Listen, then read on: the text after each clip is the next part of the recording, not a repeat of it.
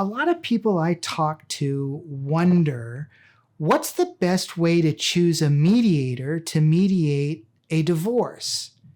Welcome, everybody. I'm AJ Grossman, divorce lawyer, Florida Supreme Court certified family mediator, and dispute resolution specialist with Leapfrog Divorce.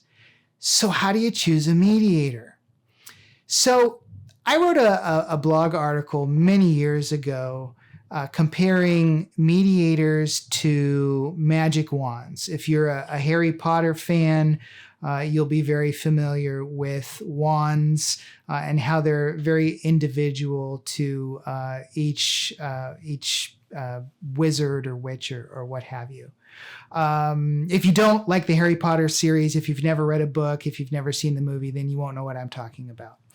But the point that I'm trying to get across is that mediators are all very different. Just like we as human beings are all very different. We all have different life experiences. We all have different educational backgrounds. We all had different experiences in our childhood and our adult life. And so they're all very different. And mediators don't have to be lawyers, which I think is a great thing. So you'll have mediators who are CPAs, or mediators who work in the bond industry, bail bond industry. Or you'll have mediators who are PE coaches at schools, or teachers or professors. Some mediators are mental health professionals like psychologists, psychiatrists, licensed clinical social workers, and mental health professionals like family counselors, marriage counselors. You name it. I mean, there are mediators from all walks of life. And so it can be incredibly important to pick the right mediator for you. Here's an example.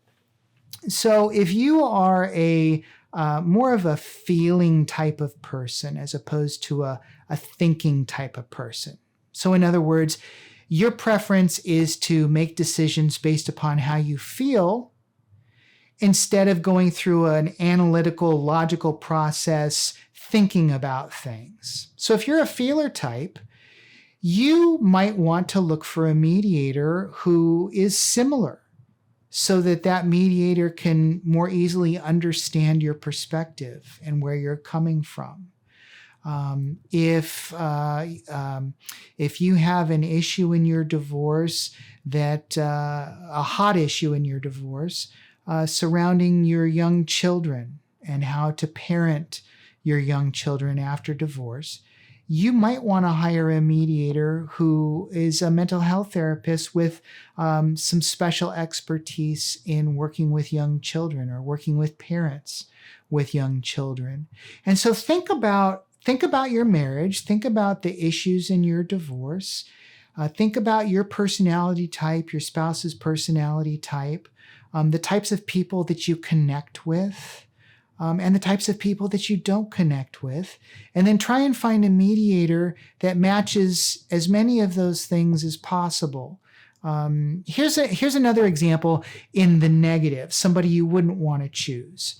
So let's say that you grew up in a family and your father was an engineer, any type of engineer, electrical, mechanical, nuclear, whatever. And you guys were like oil and water. You just didn't mix.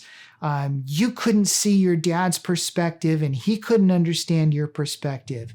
You might want to consider avoiding mediators with an engineering background. It makes sense, doesn't it, when you think about it?